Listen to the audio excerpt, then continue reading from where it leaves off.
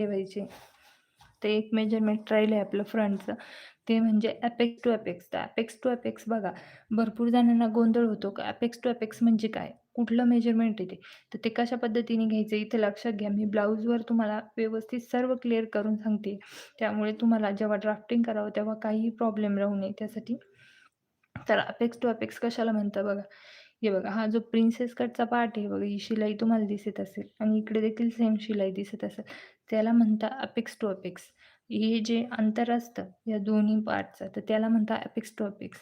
तर इथं आपण चेक करू आता आपला अपेक्स टू अपेक्स किती आहे बघा. या शिलाईपासून ते इथं आपल्याला असं चेक करायचं आहे. तर किती आहे ते? 1 मिनिट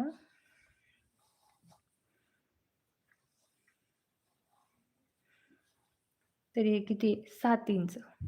आपलं अपेक्स टू अपेक्स किती आलं 7 इंच. तुम्हाला सेम याच पद्धतीने अपेक्स टू अपेक्सचं मेजरमेंट घ्यायचं आहे. म्हणजे एक दुसऱ्या बस्टपासून बस्टच्या मिडल पॉइंट तर